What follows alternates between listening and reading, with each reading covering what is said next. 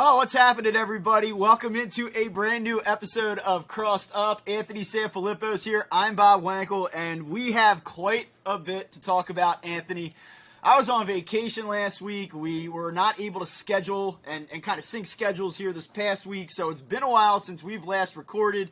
But boy, oh boy, do we have a good show for everybody today off of a disastrous weekend for the Phillies. And a quasi-disastrous weekend for Philadelphia, or at least Philly sports media. So there is a lot to jump into here in today's show. And I guess let's just get right to it. I mean, the Phillies were a mess this weekend, but that's not even where I want to start with this show. We will get there. So if you're just here for Phillies talk and you want to know what the hell happened this weekend, bear with us. We will get there. You can fast forward probably about 15, 20 minutes ahead, and we will dive into all of that. But because we are both crossing broad guys, and we kind of dabble in the media stuff, I think we have to start with what went down on Saturday night, and you just happened to be there. So I guess let's just get into it. Phillies lose 6-2 to the Cubs. It's a bad loss. Nick Castellanos goes 0 for. He gets booed. After the game, you're in the clubhouse. And why don't you set the scene for us and kind of just walk through what happened, and then we'll try to parse through this whole catastrophe. Yeah, and to be honest with you, I wasn't even expecting to get Castellanos. We had done Wheeler, we had talked to Rhys Hoskins. We had asked for I believe Bohm too, and I was like, okay, well, at least we could talk to Alec Bohm. He makes the error in the 10th inning, and maybe the other play he could have had if he was a little bit more of a adept fielder at third base. So I'm sitting there thinking about things I'm going to ask Alec Bohm, because I thought that was at least an angle to go toward. And then all of a sudden, Castellanos comes out of the shower, and all the cameras start going over, and I'm like, oh, okay, I guess we're going to go talk to Castellanos.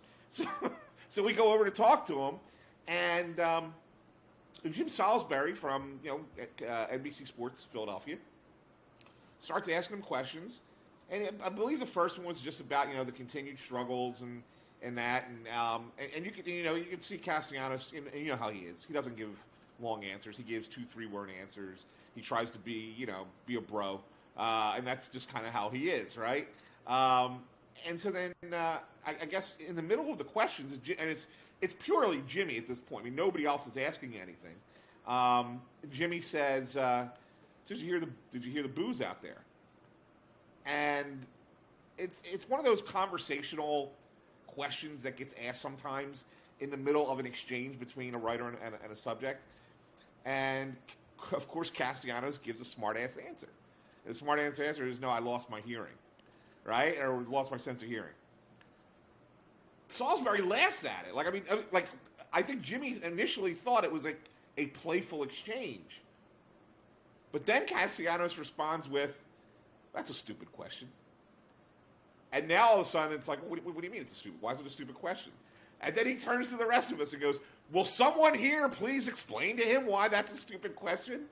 Now, of course, none of us are going to respond, right? It's not our place to answer for the player. And so there kind of becomes a little bit of a back and forth between them. Then there's silence for 5 seconds. It's really awkward. And the PR guy, Kevin Gregg, says, "Do we have anything else?" Now, this is where, I think that my belief is, well, you got to keep this going. Keep it going. We got to see if something comes of this. So I just ask a stupid question. I mean, in my mind, it's a stupid question. But at the same time, just to keep the conversation going, saying, "Hey, listen, I'm sure you've been through slumps before. I'm sure you've been booed before. How have you handled it in the past? And what can you do this time to kind of make it different?" And he gives me a stupid answer, whatever, just as stupid as my question. That allows Salisbury to ask another question. And I thought that maybe that was the best answer that Castellanos gave all night when he compared it to his time in the first year in Cincinnati. Coming into a new city, new team, new structure, new everything. It took a little bit of time for him to get started, blah, blah, blah. And I'm like, okay, all right, well, that's at least a fair answer. And I'm thinking to myself, that's something we could go with. But the interview's over. Everybody's like, "Is that it? Okay, good." We all thanked him. "Thanks, Nick. Sure, no problem." Right? Cameras come down. So Jimmy looks around, makes sure the cameras are off. And then he goes back to Castellanos. He wants to talk to him about calling it a stupid question. Well, then it kind of blows up pretty quick. Little do we all know, and I'm standing there like a dope right between the two of them, right? Little do we know that the Channel 6 camera's still rolling. Now, he didn't have it up on his shoulder. If you look, the angle that he's holding it, it's a little bit down. So it's like he's got it in his hand, but he never turned it off. Now, is that a veteran move by the cameraman? Is that a slimy move by the camera? We can talk about that. All right. Right? So that's happening. Everything gets caught. And then it ends pretty quickly. I mean, Kevin Gregg kind of shuts it down. I was just kind of standing there like, if this comes to blow, somebody else is going to have to get in between. I'm like, maybe you grab Nick, I'll grab Jimmy. Like, we'll kind of, if I had to, like, kind of thing. I didn't know what to do. And that was it. Then it was over. And then I'm walking out with Salisbury. And I want to tell the whole story here. I want everybody to know. I'm walking out with Salisbury. And I sympathize with him. I said, Jimmy, I've been through that before, man. Like I said, I've 22 years covering hockey. I've had guys come at me like that. And I said, I stand up for the questions that I ask. I said, I appreciate you standing up for the question you asked. And at first, like, Jimmy's like, I don't want to be part of this. I don't want this to be a story. And I was like, no, of course not. I'm not going to make any story out of it. And I never had an intention of writing anything about it. I'm on the car ride home, and my phone starts blowing up that I'm in this video that Channel 6 put out. Then our boy Kyle Pagan tweets it out with mentioning my name. I'm like, oh, shit. Here we go. And then yesterday, it turned into, like, this whole thing with Gelb and Jamie. We got to get into all that. And I'm like, oh, my God, this stupid, innocuous non-story became a story. It's funny because you text me, like, people now listening to this maybe for the first time don't know this. We're both covering the Phillies now. I've come off of the every night thing down there. You're taking on a lot of this now. So you're down there Saturday night. I'm not. And you send me a text message and you say, hey, just a heads up, Castellanos and Jim, they got into it a little bit tonight. You won't see anything about it. It's done with. It happens all the time. No big deal. So I go to bed like 10 minutes later, and I wake up the next morning, and I open up Twitter right away, and I see the Crossing Broad tweet from Jamie Apodi kind of embedded in, and I'm like, oh, God, here we go. So there's so much to unpack about this, and I want to talk about Matt Gelb. I want to talk about Jamie Apodi. I want to talk about Channel 6. But let's start with, I think, what is the biggest debate here. And I thought about it. I watched the exchange, and I obviously had the full context listening to you. And I made a mistake. I tweeted yesterday that I didn't think it was a big deal. I just said I thought it was kind of a basic entry-level question, and I don't think that he was really trying to provoke Nick Castellanos. And that was met with significant blowback. And I then followed up, and what I really should not have done was this. I said, if you are pushing back against this, there's probably three explanations. Like, maybe you do have, like, some genuine curiosity or questions about the phrasing of the question. And that's fair. But I think that a lot of people were like, damn reporters, useless media. Like, I do think that there are a lot of people that when you have things like this happen, it's a great opportunity to pounce. And then I think that there's a lot of people out there that feel like we should be helping the team. And questions like that aren't productive for a struggling player. And I use the word fanboy, and I know that can be a little bit condescending, and I probably should not have used that word. But I felt that I guess in the end of the day, I was surprised that as many people were as critical of the question as they were. So let me ask you this. You are the veteran reporter, and I think that anybody listening to this needs to understand some context. Anthony's been doing this for a very long time. He's the best Flyers reporter in the city. I'm a guy that's been doing this for a few years now, only the Phillies, and I am not... I don't fancy myself as a reporter by trade. I just don't. I kind of consider myself more as a baseball writer than I do as a reporter. But we have access. I'm down there. I'll ask questions occasionally. So, Anthony, like, as the guy that has that strong journalism background, I mean, what did you think of the question? Was it fair? Should it have been worded differently? I mean, what do you think here? I was perfectly fine with the question in the context that it was. And I think that part of the blow-up comes, Bob, because the initial video that was put out was an edited video, and it was not intentionally edited to make it look bad. It was edited just for brevity, in all honesty. I mean, I don't think Channel 6 had anything. There was anything nefarious there. So a lot of people just think that like that was the first question Jimmy asks. So if it was like if that's the first question, if that was really what it was, then I'd say okay, maybe you take a different approach. But in the context of how he was asking questions, I didn't have a problem with it being one of 5 or 6 rapid questions that he asked, and it was somewhere in the middle. I mean, it's just kind of he's trying to get Nick to paint a picture of his own perspective of what it's like to be struggling the way he is and not producing the way he's expected to produce. Yeah, I mean, the story here, right? Like, the story is that you bring this guy in for $100 million. He was supposed to be the missing piece, the guy that takes this lineup from being, pretty good to potentially elite. And you get to the All-Star break, a few days to kind of reset. Hey, maybe he'll really hit his stride in the second half. And I know it's only, at this point, 2 games in. But it just looks like the exact same thing. And now he's getting crushed out there by the fans. And, like, that is a story. Yeah, like, I know, it goes without saying. One of the things I heard a dozen times yesterday was, like, obviously he's upset. Nobody's more upset than Nick Castellanos. Yeah, okay, like, I agree with that. But the story here is that you have a struggling player who's now starting to get it from this fan base. How do you feel about it? And the question then becomes, why didn't Jim just say, you were booed tonight, how does it make you feel? But, like, as you know, like, there is, like, some progression to this thing, Like, there is a little bit of, like, a lead-in. I called it, like, an entry point question. And people don't want to hear that, and that's fine. And I'm not telling you that, like, as a reporter, you've got to understand that that's the way it's done. But, like, this idea that it was supposed to be completely inflammatory right off the bat, like, I just don't view it that way. To what end? What's he trying to gain? So what I would say to that, Bob, and I think that you're saying it exactly right, but I think maybe to make people understand, or maybe try and get them to come on board a little bit more, is you have to understand, especially in baseball, maybe more so than any other sport, you're with these guys 9 months a year, 10 months a year, from middle of February down in spring training all the way through to the end of September, maybe even October, depending on how good the team is, and you're around them every day.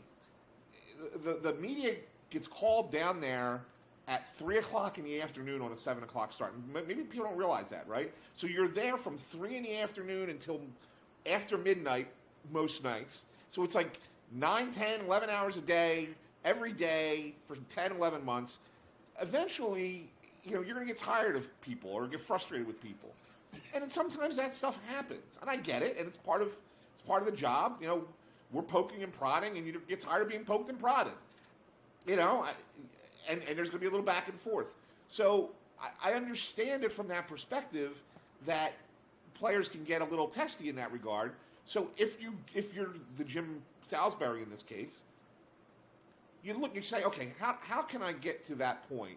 How can I get to the tougher question without going right at it and getting him and making him be on guard right from the beginning?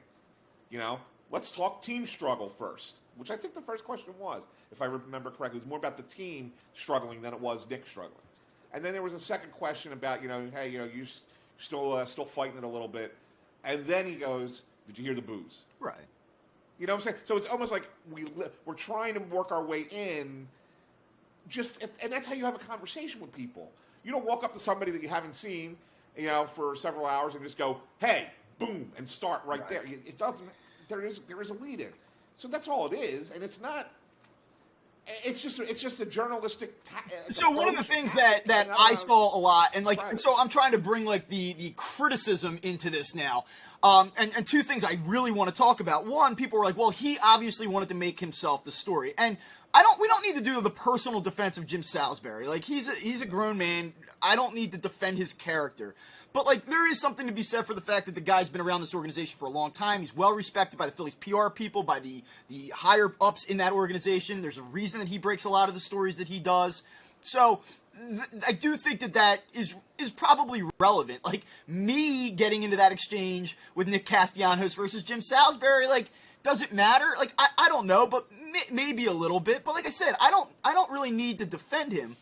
The interesting thing, though, is this idea that he wanted to be the story. And my response to that would be well, did he? Because 2 things here. Number one, it didn't appear in the story that he actually produced.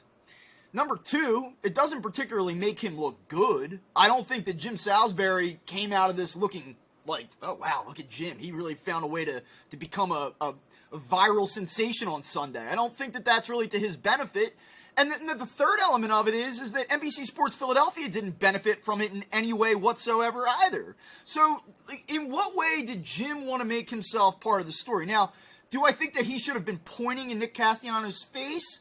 Probably not. I don't. I think that probably could have been diffused.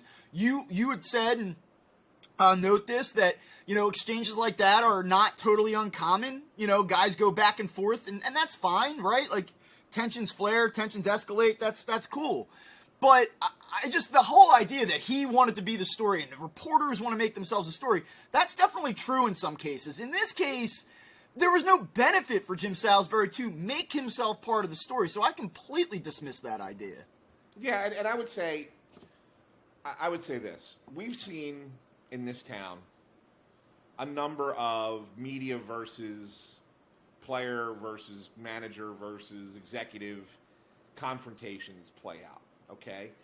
And I think you can tell when you have guys who are repeat offenders in the media, in that case, it's not because they're asking the tough questions. It's because they're a pain in the ass, and they're difficult to deal with, and they're the ones who like to make themselves part of the story. Have we had a problem with Jim Salisbury in the past? Have we had a Jim Salisbury run-in? No, unless you're Kevin Kincaid with the Juan Soto MVP balloting. Right. Other than that, though. No, so Salisbury's been covering this team how long? 20-some years? And he's never really had a... So, if he's a guy who wants to insert himself into a story, wouldn't he have done it by now in his career? Yeah. Why is he picking a random day in July in his 25th year covering a team to do it? It doesn't make any sense. So, no, I don't think Jimmy's trying to get into this. So, one of the other things that I heard is that the profession always rallies around one another. And, oh, look at these guys. They're all defending each other. I'm going to be perfectly blunt with you. I started in 2019 at Citizens Bank Park, going down there and covering the team. The Phillies have been, since I've been there, fairly accommodating. They've given me the access that we've requested. I've never been denied anything that I've asked for. I haven't asked for a whole lot, to be honest with you. I don't know how to say this because I don't want to paint the wrong picture, but I've eaten dinner with some of these guys occasionally, and have had some conversations in passing. But in the press box, I don't sit with them. I wouldn't consider myself to be friends with these guys. I don't have any of their phone numbers. Not to say I don't like them, but I don't know them well enough to say wow, I really like that guy. I don't feel the need, I guess.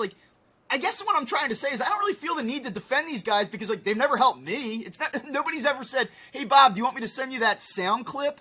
Jim's never said "Hey, I'll send you that transcription." I've never received help from any of these guys. Haven't asked for it. Don't expect it. And I'm not complaining about it. But, I guess what I'm trying to say is that, I'm not as entrenched in this business that I feel the need to defend the profession or to defend these guys for that matter. I don't really care. I just call it like I see it. And in this case, I think there's plenty of times where you can rip the media to shreds. You just said it. There's so many personalities and so many writers in this town that do stupid shit all the time. Ask stupid shit. They just want to inject themselves into the conversation, into part of the story. So many of these writers and so many of these radio hosts and personalities, they love reading about themselves on Crossing Broad. They do. They love this stuff. They love the fact that they're celebrities in this city to the extent that they are. So I don't feel the need to defend media. I don't need to defend writers. I don't really care.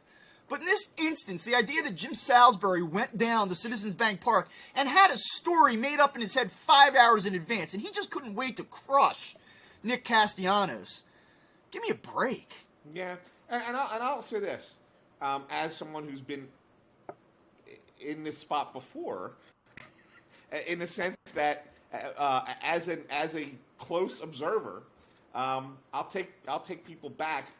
I don't know if anybody remembers this, but back probably about 12 years ago, in hockey there was a big blow up between Mike Richards when he was the captain of the Flyers and Sam Carchidi, who at the time was the beat writer at the Inquirer. It took place in Washington, D.C., and it was so bad that Peter Laviolette, who was coach at the time, had to get between them and hold people back.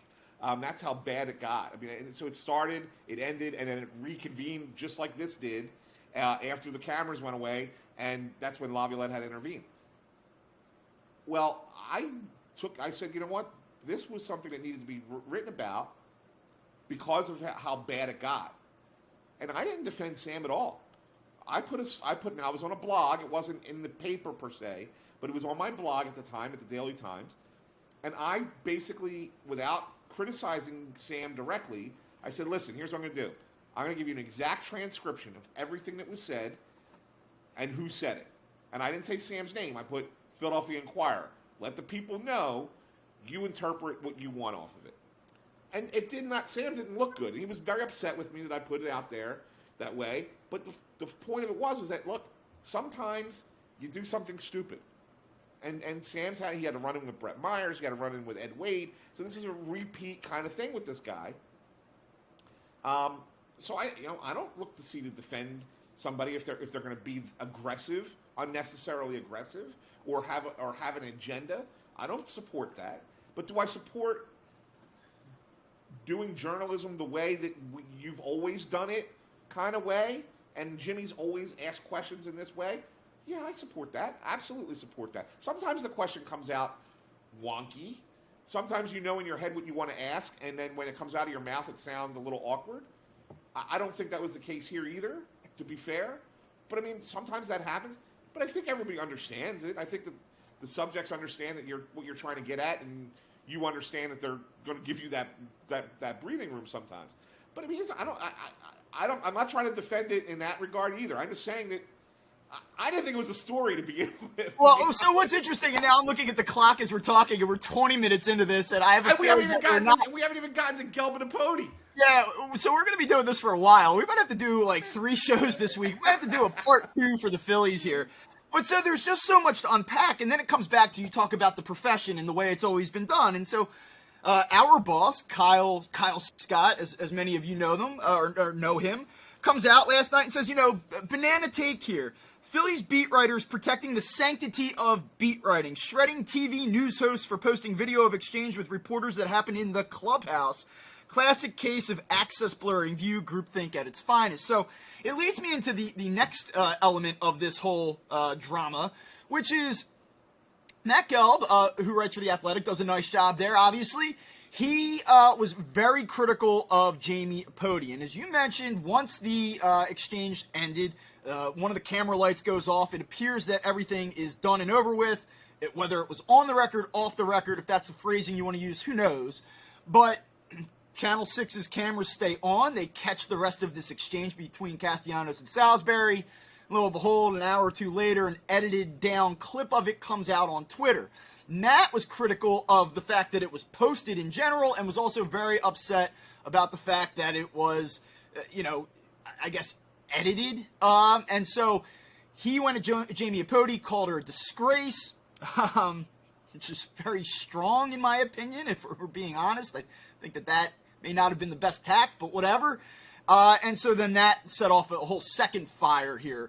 So I guess a few different things. I mean, what are your overall thoughts about the fact that it was posted, that it was the edited version? What did you think about how Matt handled it? Because I will tell you, if you want me to be critical, I've talked to Matt a couple times in passing.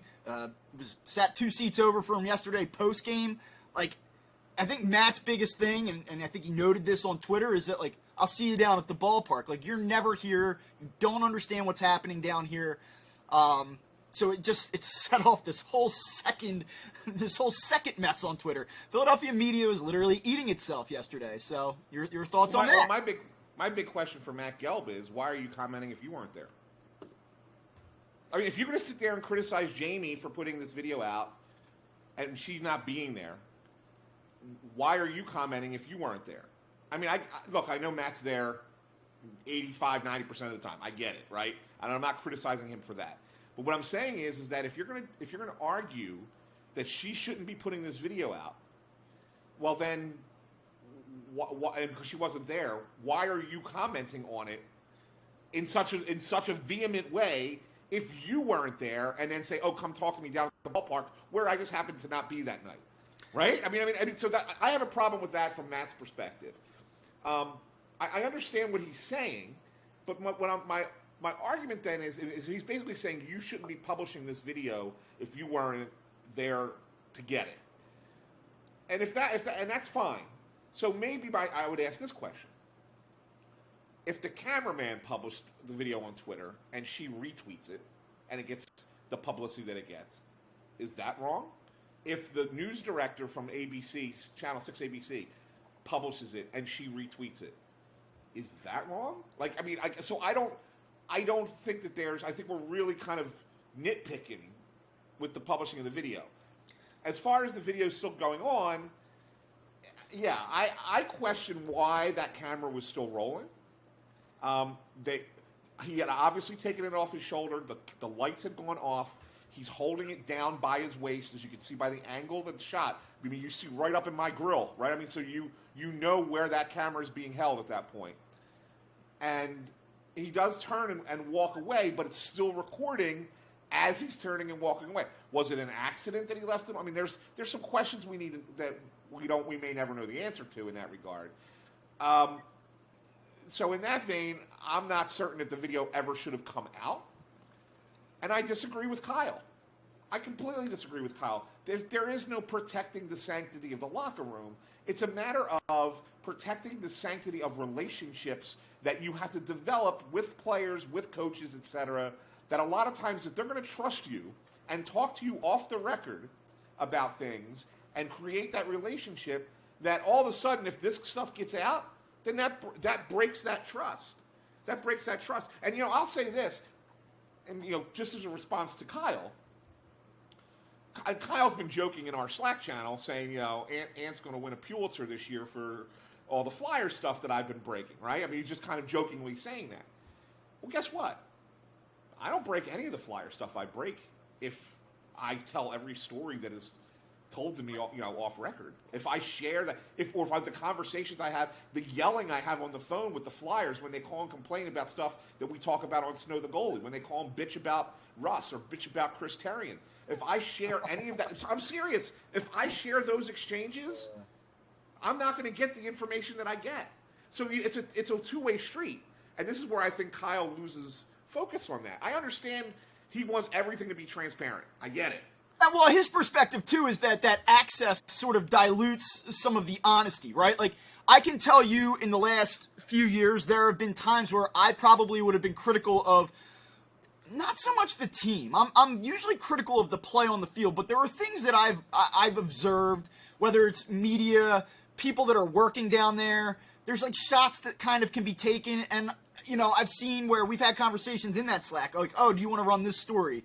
Do you want to take this shot? And I'm like, guys, like, come on, man, like, I got to go down there. I got to work with these people. And whether it's the team itself or some of the people covering, the media covering the team, it puts you in a little bit of a weird spot.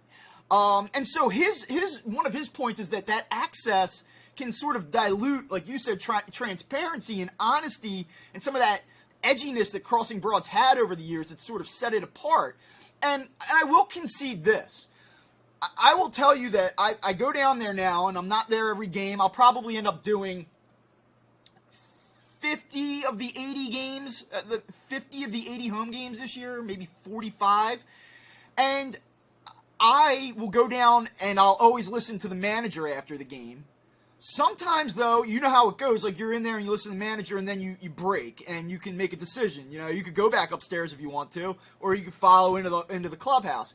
I found myself a lot of times this year going, like, I've already written what I wanted to, put down and publish. I don't need to hear this. And so, like, yesterday I went in after the game, and we're talking to Bailey Falter. We wait 27 minutes to have Bailey Falter come out after the game, who was not very good because he's Bailey Falter. And, he goes 5 innings and he gets tatted all over the field. It wasn't a good start. And we're in there asking Bailey Falter, and this is no criticism of the reporters in there, but, like, I think that what we asked was, would you like to go deeper into games? Are you worried about the trade deadline? Like, obviously this team needs more pitching. What does that mean for you? And, like, I'm not going to get anything out of that. Like, so I feel like 90% of the stuff down there I find to be generally useless. And frankly, I think I've in the past fallen into traps where I'm like, okay, here's a quote, let me transcribe it, and then let me build some text around it. And it just isn't that interesting. Now, if you're Gelb, you're Salisbury, those guys, they get like different access. Like they do. Like, and and I'm not like being critical of that either, but like those guys, they just get different access. They were given stuff. They've been given stuff in the past. Like they've been given opportunities to get stuff in the past that the rest of the crowd doesn't get. And testament to them because they've been around, they network, they do it. Like that's on them. Kudos to them for being in a position to get that stuff. But if I'm not getting that stuff, and I'm going to listen to Bailey Falter talk about how, like, yeah, he'd like to go deeper into games, by and large, me going down to that clubhouse, and, like, I guarantee you some of the Phillies PR guys are going to listen to this, so, like, don't take my access away, but, like, by and large, it's kind of useless to me. I find that it actually probably hurts my writing. And I get that. I get that, Bob. But my argument would be that, and I don't disagree with you that those guys, Zalecki and Gelb and let me just say that's on me. Like I'm not at spring training. I don't network. Yeah. I didn't build those relationships. I'm not that aggressive when I'm down there. Like this is me kind of almost being just honest about my own performance. Like I think that what I'm good at though is watching baseball and telling you what I see on the field. I think that that's my service. That I think, not that I'm better at it than other people, but I think that's what I'm good at. Right, I don't need to tell the narrative about, Jim wrote a piece about Derek Hall and, like, growing up and, influences on his life. Like, that's a great story, and, like, fans are going to be interested in that. That's awesome. But, like, that's not what I do. It's not what I'm good at. Nor is that what people are coming across in broad form. Right. So, and that's a big part of it. That's a big part of it. Let's be honest. We have a different audience, right? I mean, so yeah, they want analysis, they want critical analysis, and they want a real breakdown of it from the sport perspective, and maybe with a little bit of snark, because I mean that's what we do, right? And that's okay. So it's knowing your audience. So you admitting that is not, it's not wrong. Like it's not wrong. But I will say this. Having covered all 4 sports in this city, major sports, I want to say 5, Union, okay, whatever. 5 for 5. I'll throw that in for you, Kincaid. But having covered the 4 majors, the Phillies is the only situation I've ever seen, where specific writers are treated differently than others. Really treated like there are some in some sports where it's quiet. It's not as evident, like maybe it's they behind the scenes, or you get a text, or you get an email, whatever. There is an open, we go to Todd, we go to Jim, we go to Matt, and nobody else is hearing this, and these quiet conversations are happening, and you used to see it all the time in the past. I mean, obviously things have changed. Kevin Gregg is the PR guy now, but in years past, when Greg Castriato was there, he would just openly walk up to those guys specifically and have quiet conversations with them, and we're all just kind of standing around like, yeah, you gonna tell us? Like, what do you got? What do you got? You gonna tell us too? And it doesn't happen. So I mean, it's a weird dynamic that is blatantly obvious, and I don't understand why that happens in baseball. Maybe it's one of those, old traditions in the sport. And I've seen that happen as well. I'm like, listen, I mean, Todd Zalecki's been there for almost 20 years. Gelb's been doing it for a decade. And these are guys that, just as objectively speaking, like I told you, like I started in 2019 covering the team, going down there and all of that. I mean, these are guys that I read before I was doing this, and I'm like, these guys are good writers. Like I read them, I find them interesting. Like, so again, like while I don't feel the need to protect these guys, I also don't want to be like, I'm not trying to be overly critical here either, but it is like a systemic thing where like you go down there and you're like, all right, I'm here. Like you got, like I used to get there at 3:00, like you said, like, oh, manager's available pregame, watching guys take BP, you're sitting in the dugout, you're standing on the field. And I'm like, okay, like this is fine. But like you said, there was like selective access. And I'm like, well, if I'm not getting that, and not that I deserve it, maybe it's on me for not figuring out a way to get it, but like If I'm not getting that, then what am I really doing here? So, it's interesting. It's interesting. It's a unique sport in that way. It's unique in that way. I can tell you the other sports don't. It's not like that. The other sports, I really like the way football does it the best, in all honesty. They have their set times each week for press conferences, but when they open the locker room, it's have at it, boys. 50 minutes, go wherever you want to go. Talk to whoever you want to talk to. And that's how you do it. You go and you don't have to, you could follow the scrum around, you could go do your own thing, whatever you want to do, but that's on you as the reporter. And I think that's really kind of the best way to handle it. And maybe that's why the NFL is what it is, right? I mean, they give different kind of access in that way, and everybody's got equal access. So let me rapid fire this at you real quick, okay? Right or wrong, Jim Salisbury? Right. I mean, well, wait, in the line of questioning, yes. Or the line of questioning, 100% right. All right, Jim Salisbury after the fact. I would not have done it with other people in the room. Okay. I would have asked. I would have gone to Kevin Gregg and said, "Can I hang back for a minute and have a just quick conversation with you and Nick?" Okay. With everybody else gone. That's what I would have done. And yeah, but so I think he was a little quick to respond. Right or wrong, Nick Castellanos? He's an athlete. He can answer that anywhere he wants. He answers the question every once and wants to answer it, right? I mean, it's going to depend on. He can answer whatever he wants. The reaction's going to be based on his fans. In all of this, the one thing I haven't really had an issue with at all is Nick Castellanos' response. Like, he can answer the question however the hell he wants to. Right or wrong, 6ABC / Jamie Apodi? I don't have a problem with Jamie posting it, but at the same time, I do think that that's something that the news director there, or sports director, should have probably thought, should we be putting this out? Because it was definitely after the line of questions were over. And a little bit more complicated, right or wrong, Matt Gelb? I think Matt's wrong. Okay. I think Matt's wrong in this case. He was way over the top in what he said about Jamie, who's been in this market for many years and does things. She does her job the way she's supposed to do her job, which is different than the way we do our jobs. So Matt's wrong in that. And then he's also wrong to criticize her for not being there when he wasn't there. And saying, come down, come talk to me at the ballpark. Like, you can't have that attitude. You can't be.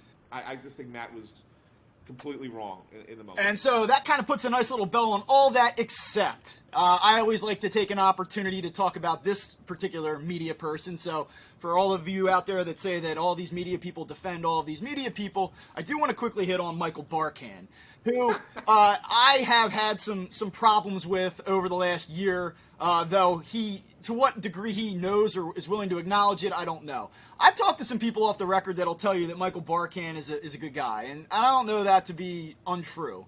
But what I can tell you is that last year there were certain things that came out of my Twitter account that then soon came onto his Twitter feed, and I thought that was very bizarre. Some of the stuff that I tweeted out soon showed up on some of the programming that they do over there, and I don't own these stats. I don't own these trends that I tweet out. You can do whatever you want with them.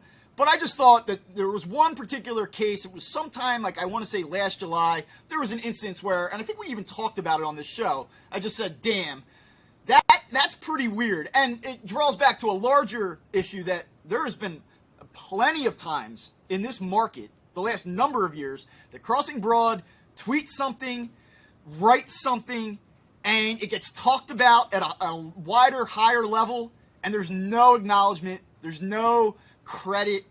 And if that happened to any other outlet or any other set of writers, there would be a big deal made about it.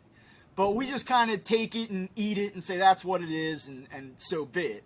So yesterday, Michael Barkan, who, growing up, watching Daily News Live, if you wanted to be a sports writer, you wanted to get into this business, and you're in your late 20s, mid 30s, somewhere in that range, you watched all these guys on television. And Michael Barkan, I thought, was highly entertaining. I thought he did a great job on Daily News Live.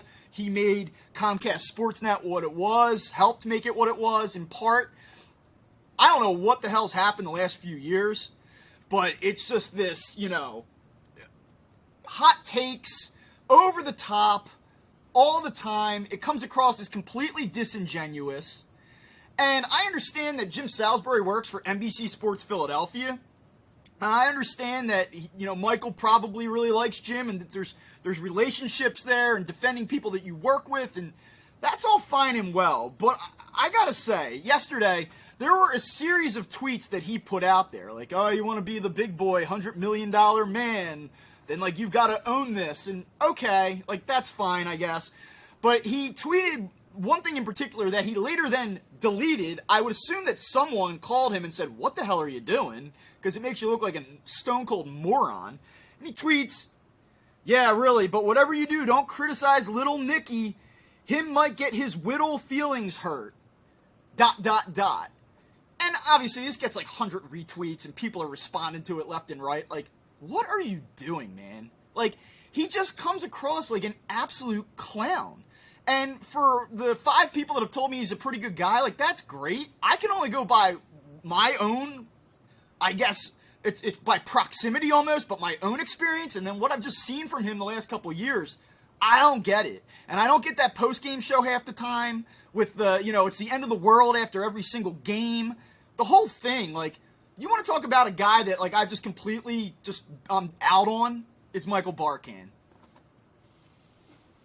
So I'm going to be one of those people who tells you Michael's a really good guy, and I'm also going to be one of those people who agrees with you that Michael has completely gone off the rails the last 5 years. He's a wonderful human being. I've had nothing but respect for him and what he's done in his career, what he does in his community, how good he is to people outside of the business. Okay, Michael is a very genuinely good person. And you're right. When Daily News Live was the show, he was the best facilitator ever. That guy was so good at switching, going from personality to personality and managing the show and keeping it moving at a high pace, and he was on point most of the time. When NBC switched to this pre and post only, no other kind of content besides this really, other than the games themselves, and he became kind of the only guy who's hosting everything, all of a sudden it became like you said, it's the end of the world with every loss, and it's the championship with every win, and it doesn't matter which sport you're talking about. They're like that. It grates on you more in baseball because there's so many more games. And it's like, okay, look, they lost a game. There's 162 games. They lost one. They're going to lose 70, 80. It doesn't make a difference. Just relax, calm down. Or they win a game. It's like, okay, yeah, they're going to win 75 to 85, 90 games. It's going to happen. Let's calm down. But there is no calm down with Michael anymore. Michael he is a caricature of himself. So do you think it's him reaching his later years trying to reinvent himself to stay relevant? Do you think it's him assessing what sports media is these days and seeing the success of shows like First Take and, Speak for Yourself and all these other bullshit debate shows? Or do you think it's NBC Sports Philadelphia at some higher level, or not NBC Sports Philadelphia, but even NBC Sports saying, hey, from a regional perspective, we need more of this. We need you to be more viral. We need you to, get people talking a little bit more. What is this? Because I watch it and I genuinely question it. I do. I do think it's a management decision. I think it's an executive decision. I'm not certain it goes national. I think it could be, the people who are running the RSN here in Philly, and I think that they look at it and say, well, our ratings are decent, so it must be because of this hot takiness that we're going with, rather than, no, people are just interested in conversation about the ball club or about the basketball team or about the hockey team or after an Eagles game, and they just want to hear people talking about it and discussing it. If you had a more measured show, I still think your ratings would be the same. So I don't think that one has to do with anything to do with the other. But I think they believe that the firebrand mentality of talking heads yelling back and forth is what makes it at the same time, then I wonder, and full disclosure, I'm not Mr. Sixers. I'm a Philadelphia sports fan at heart. I love the Eagles. If you're watching this on YouTube, you see all this crap behind me. like love the Eagles. So, and I understand the way the NFL ebbs and flows. So like I get that overreaction. Every Eagles fan, every football fan does that, and so I would allow for that to a greater extent. I don't follow the Flyers. I don't know, what that looks like, but I would imagine it's not to the same level. And, I watch Amy Fadul do post-game, or Amy Fadul-Kane do post-game with the Sixers, and I don't see that with her. And like, again, like, I didn't mean to make this a personal thing. I'm trying to be as objective about this as possible. Like, there are a lot of good people that work for NBC Sports Philadelphia. Really, Corey Seidman, I think he does a great job. We talked about Jim earlier. Jim does a good job. Ruben Frank does a good job. Like, there's a lot of, probably great people there that do nice work and all that stuff. So I'm not trying to like bring the hammer down here and be a jackass, but I just look at him and I go, it seems to be him, and in baseball, it definitely plays in a totally different fashion. I mean, it's just like I said, it's totally disingenuous. Well, and again, I think it's because, Bobby, you cannot go game to game and be like that in baseball. You have to take baseball in chunks. It's just because of how long the season is. And so they're taking that football mentality, which you're right. You can be a little bit more over the top in football because it's once a week, and there's only 17 weeks, right? So, or 18 weeks now. So there's only 18 weeks of a season. So there's, it's only 18 times can you react. Okay, fine. If you want to be a little over the top, I get it. Baseball, man, 162. Calm down. You got to look at it in different segments of the season.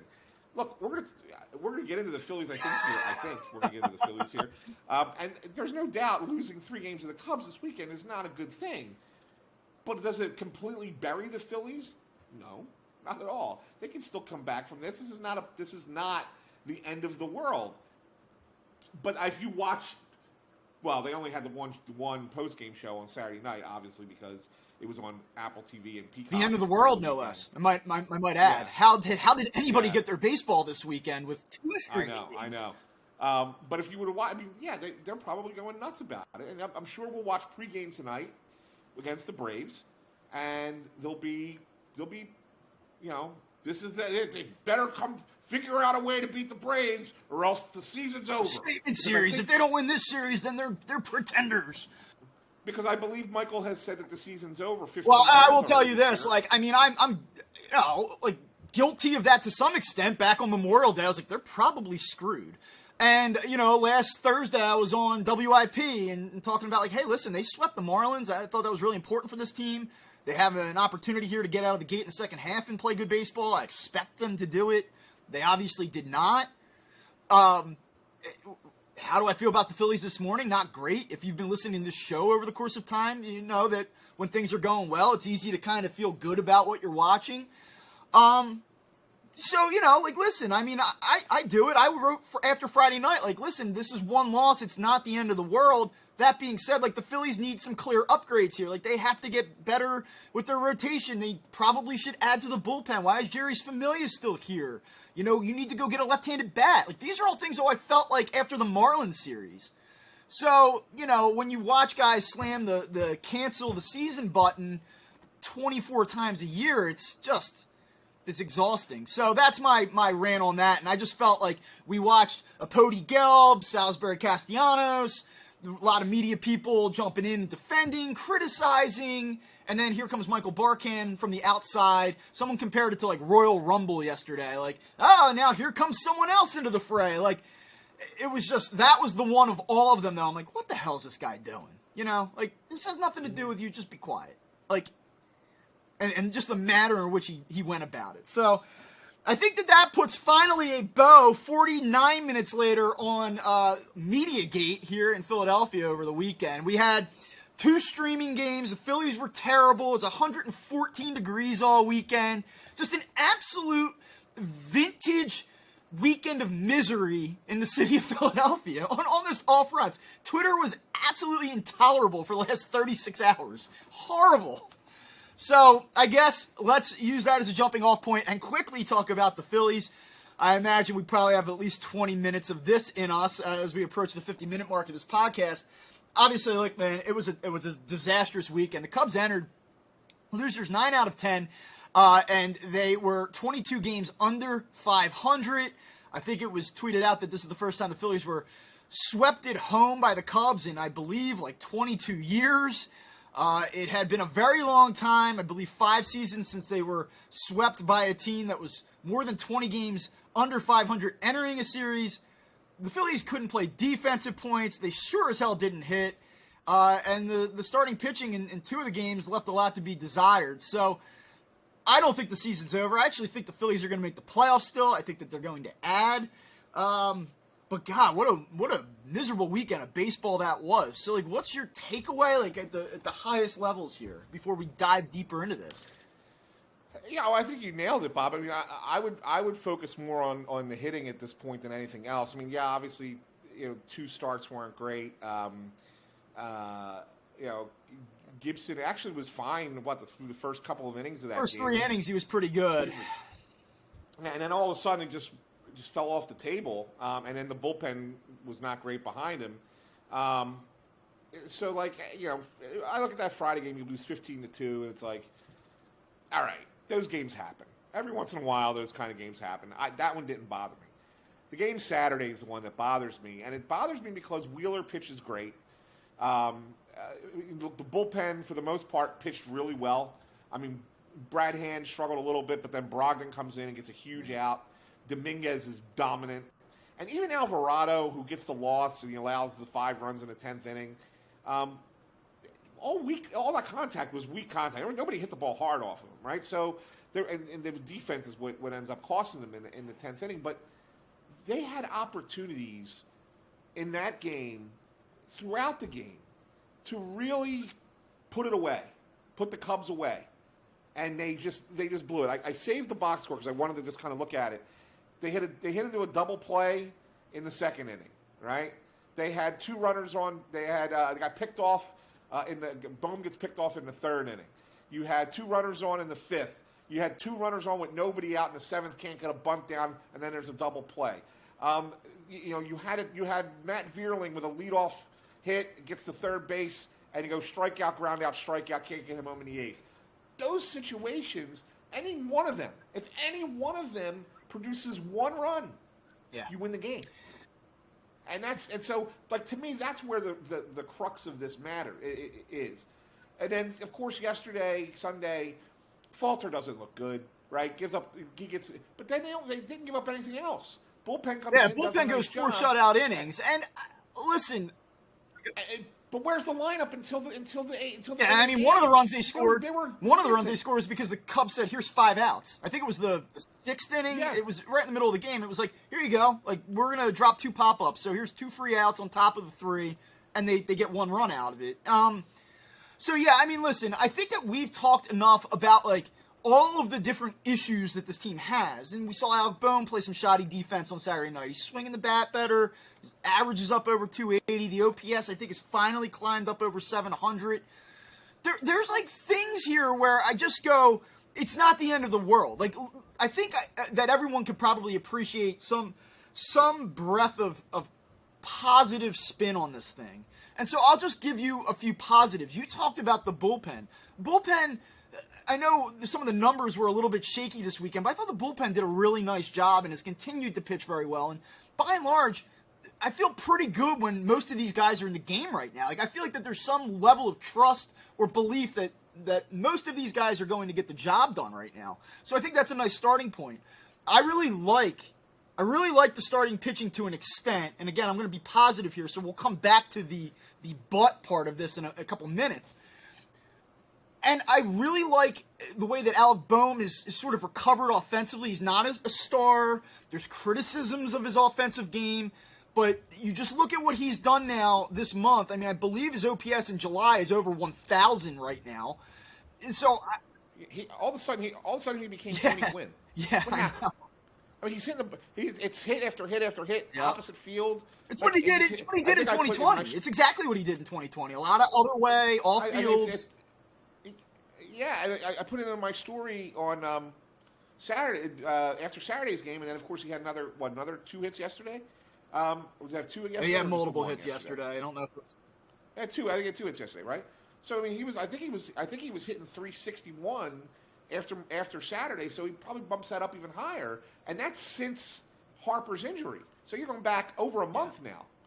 It's pretty good. That's a pretty good stretch. Yeah, I mean, he's done a great job. I mean, here you go. In July, he is hitting, as I bring it up here, 400. He has a 1.040 OPS in the month of July. So there's a lot to feel good about there.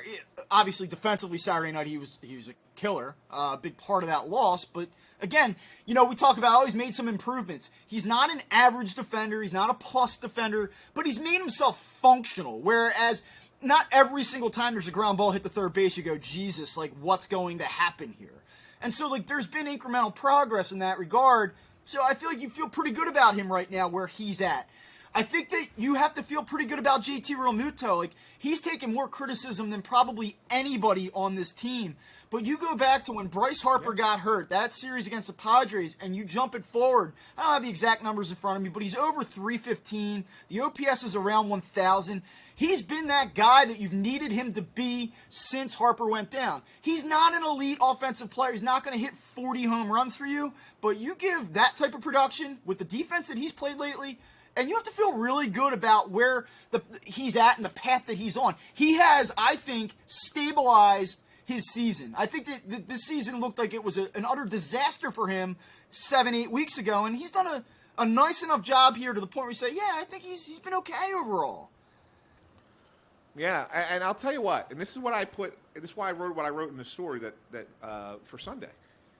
With the offense struggling like it is, and this is why I was suggesting maybe you take these two guys who are hitting and getting on base and have nice OPSs like Realmuto and Bohm, put the two of them at the top of your lineup, and then you could put Schwarber and Hall and Castellanos in the middle.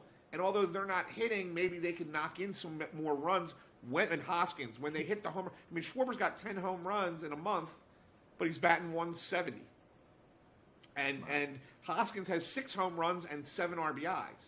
Like, okay, if they're not producing otherwise, put people on base so that way if they hit home runs, you're getting more runs out of it. Again, I'm not saying this is a long-term thing. I do this for a couple weeks until, obviously, Segura's back and then Harper's back. I mean, those things will change, obviously, the lineup altogether. But in the interim, I don't see why you wouldn't give it a shot to go Realmuto Bohm to start your lineup and put the power bats in the middle. Yeah, and I know we had this debate earlier, probably about 3-4 weeks ago. They were winning games. They were doing just enough. He was red hot, Kyle Schwarber, and I said, just don't mess with it. If it's going this well, don't mess with it. Well, now we've reached the point where it's not going well. And one of the notes you made is, like, you look at their runs per game over the last 10 games or so, and you go, okay, wow, they're averaging like a little over 4 runs per game. But as you noted, they've only scored more than 4 runs one time. So that was on the strength of a 10-0 blowout against Miami last Saturday. So the offense isn't working right now. And in fact, I think that's what you titled your game story after Saturday night. It's not working. So you have to do something. We saw some adjustments made in Sunday's lineup. It didn't really pay huge dividends. I think that they're going to continue to try to toy with this thing until they figure out something that kind of stabilizes this offense a little bit. I mean, listen, it's ugly right now. And Kyle Schwarber, you talk about how hot he was in June. I believe he has 7 home runs in the month of July, and that's all fine and well, but you go back and look at his last 54 at-bats right now, and he's got 4 hits. He's hitting .205 this season. The thing that's kind of, I think, made it not seem as bad as it really is, because he's not walking either. He's not getting on base. The on-base percentage is well below 300. In fact, I believe it's like 220, 230, something like that over the last, I think during the month of July. But he has 3 home runs. 3 of his 4 hits in those 54 at-bats are home runs, and you go, oh, he's on pace for 50 home runs. He's player of the month in June. He was an all-star, and so you feel really good about his season. And I think that overall, if you knew that you were going to get what you've gotten out of Kyle Schwarber, you'd still do this deal. And I listened to him talk after the game, and he talked at length about, we're not chasing ghosts. He said, this is a good team. We know that we can win. We know that we're getting reinforcements. We just have to, kind of remember that we were winning all of these games not so long ago. We can get back to that. And I think that he really does have a mentality and a presence that this team lacked in past years. So I think that there's a lot of intangibles that will help here long term. But it's been ugly right now, and there's no coincidence that as he's gone ice cold, this Phillies offense has really began to struggle because there's just not that much to it. And I think that is my concern when I watch this lineup right now. Bryson Stott's overall numbers have not been very good. I think that he's been much better lately. I think his strike zone, his command of the strike zone has been vastly improved. I think that, the numbers over the last few weeks are vastly better.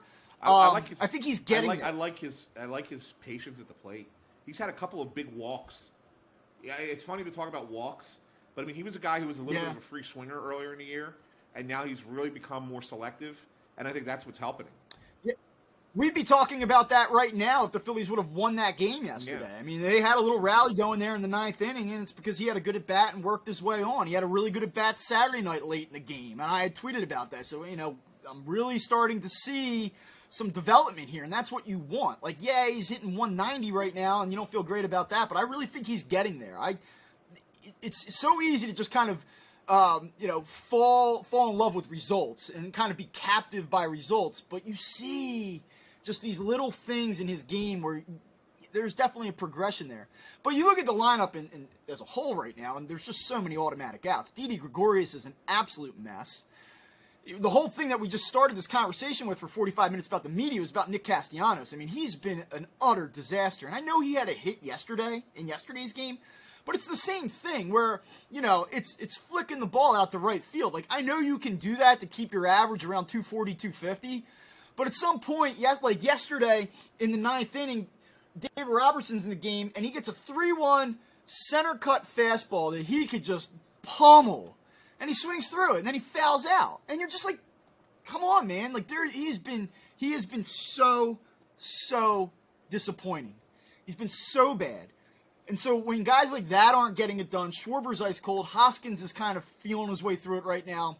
You look at guys like Didi Gregorius, I mean, it's ugly. It's ugly. I actually think that they're reaching the point where Gene Segura is probably coming back in the next 10 days, and I think it's going to be wholly, or should be wholly, at the expense of Didi Gregorius' playing time. Yeah, you're probably going to move Stott over to shortstop at that point, right? But this begs a question, Bob, and I was actually going to make this one last thing, because, I like to promote myself. But I'll ask you now. We don't need to do one last thing today. We can do one last thing a little early. Is shortstop a bigger need for this team right now than anything besides maybe a starting pitcher? Well, you can argue it if you believe that Bryson Stott needs this playing time, this experience going down the stretch, and you do think he's getting better, then I'd say no.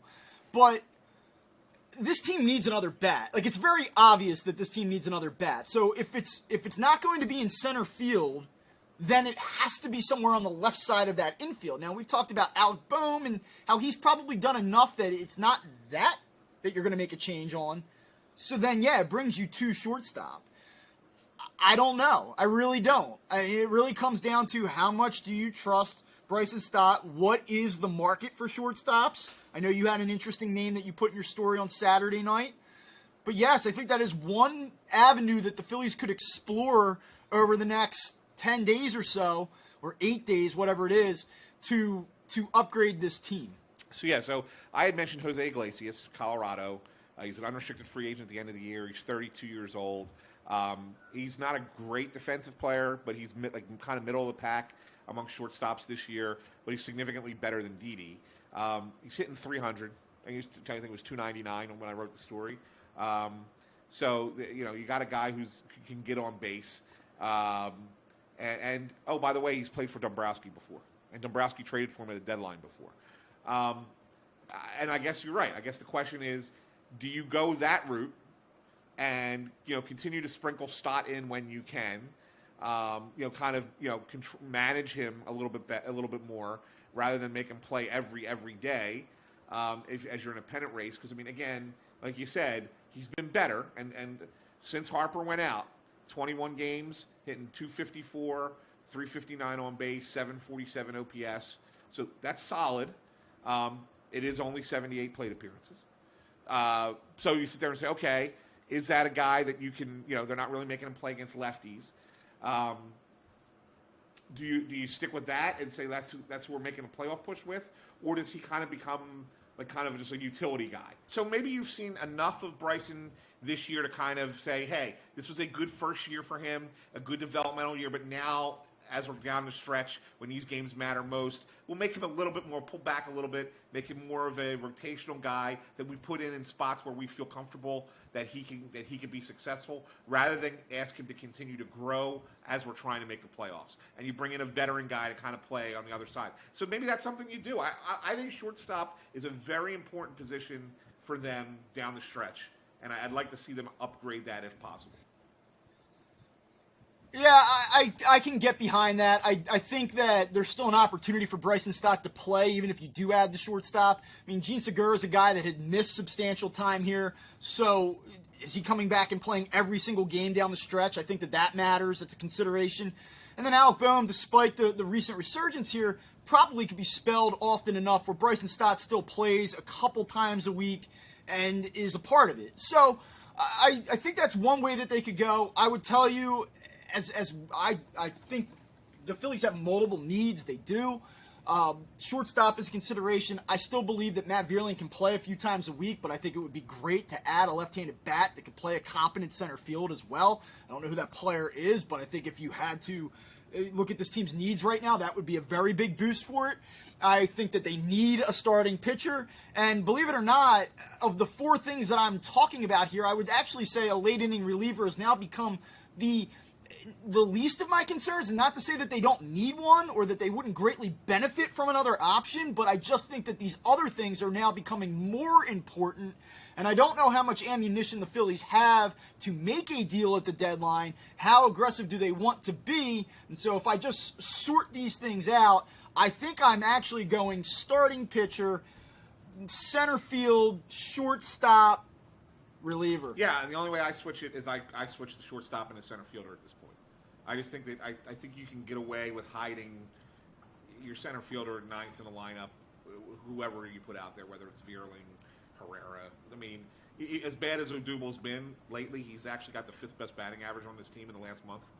Think about that. That's insane to me. That is utterly insane to me. I can't even remember. I feel like I haven't watched Odubel Herrera have a meaningful hit in 6 weeks. 258 since Harper went out, and that's the fifth best on the team. So I mean, to me, I can look at that and say, all right, whatever. I mean, I'll play Vierling more than Herrera, but if I have to play Herrera 1 or 2 games a week, I'm okay with that. I'd rather that than Didi doing what Didi's doing.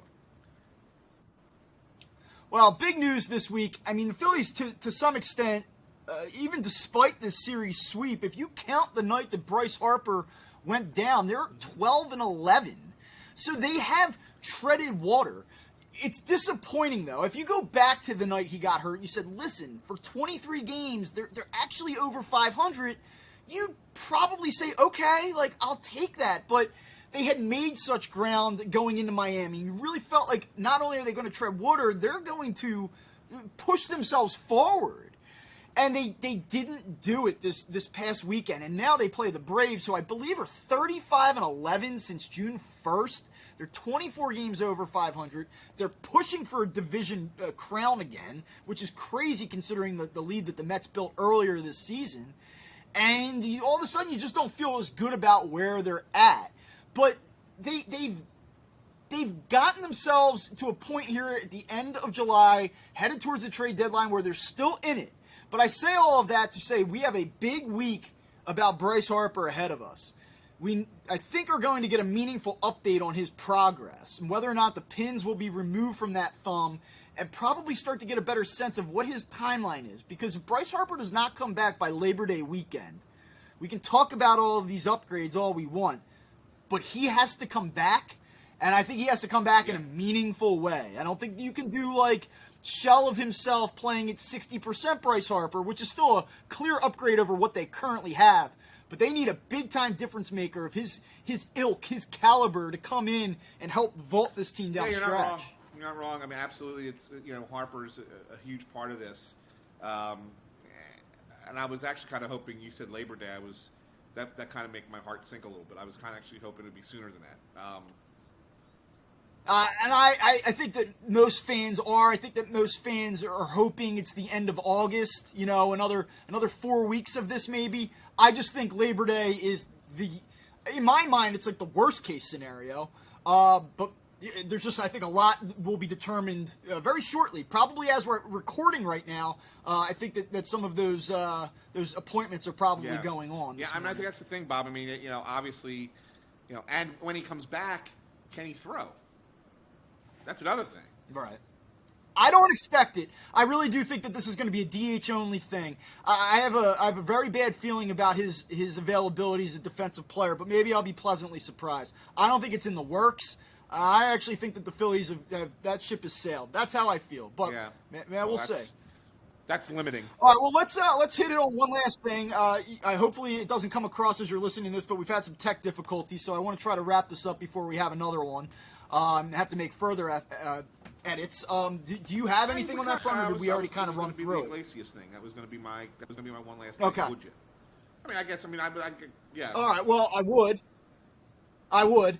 And so for that, I will say, if you're not a media person, you didn't care about the first 50 minutes of this episode, and you were just coming for some straight Phillies talk, I'm sorry. I'm exhausted by this weekend. I was exhausted by the media bickering back and forth. I just don't think it's the absolute crusher that a lot of people did this past weekend, and I think, Anthony, you're on the same page. So it is a big series with the Braves here this week at Citizens Bank Park. I do think that the Phillies need to try to stabilize here a little bit. I don't know that they're going to sweep the series. I don't know that they're going to win the series. But, boy, they better win at least one game in this series against this red-hot Braves team because I think the conversation heading into the trade deadline, and I don't know if you agree with this or not, I think it can change. I think the things can change over the next 8 days. And if this thing goes totally off the rails, which I don't expect it to, it could change some of the conversations. You may not be adding multiple pieces come August 2nd. Wow. I never put it that way, Bob. I never thought of it that way. I mean, listen, you lose, let's just say worst case scenario here. What do you have? 3 with the Braves and 4 with the Pirates, who are plucky. The Pirates are. They're not good, but, the Phillies have struggled with the Pirates at times in recent years. Let's just say, 1-6 over the next 7 games. And, they're 2 games under 500 at the trade deadline. I do think that changes the calculus of the situation a little bit. I don't expect that. I don't think that's what's going to happen. I think your worst case scenario is 3 and 4. I agree with that. I'm just presenting the ultimate doomsday scenario, which I just feel a little bit differently about this team. And I know this weekend makes it a little, it makes it more difficult to say this with confidence. But this team has showed resilience at points. They've every time you kind of think they're done or that they're taking that step back, they found a way to rebound. And I just think that they aren't this team that's going to go into a full-on collapse. Feel free to play this back in the beginning of October if it happens and tell me I'm an idiot. But I really do think that they're in this. I think that they will figure out a way to survive. And I think that you will get that interesting final month stretch drive of the season. Yeah, I'm right there with you. I look at this week and I actually feel a little bit good about the Braves series, Bob. And not to say I kind of like the matchup tonight. I think it's the one thing the Phillies are struggling to have left-handed bats, but they do hit lefties. So you get Max Fried tonight. Not that he's a good pitcher, but and Ranger's been pitching well for the Phillies. They need a good start out of Ranger Suarez tonight. Really need a good start out of Suarez. And then I like Nola tomorrow. The Wednesday game is the one that I'm not so sold on. But tonight's the key. Tonight's a key one. You can get tonight. I think they take the series, and I'm pretty confident. Look, maybe I'm confident because I'm going out to Pittsburgh this weekend, taking my family out to watch the boys and my dad, and take them out to. We're going to go to a couple games out there at PNC Park Friday and Saturday night. I think they're going to take 3 or 4 from the Pirates. So I look at it. I think it's going to be a 5. I think they're going to be a 5-2 week. Worst 4-3, but I think it's a 5. Well, if they have a 5-2 week and they're 6 games over 500 at the All-Star break, or I'm sorry, at the trade deadline, I think that everyone would be back on board and no harm, no foul this past weekend. So we'll see what happens. All right, well, we will discuss. I don't know when you're leaving. I guess we could go over this right now. When are you leaving? Can you do another early show this Friday? week? So if you want to record Thursday. Okay, so then. All right, well, hopefully we don't have any more media affairs to talk about, and we can make it a strictly Phillies podcast on our next episode of Crossed Up. For Bob Wankel, myself, for Anthony Sanfilippo, we will talk to everybody soon. Thanks for listening, and we'll check you.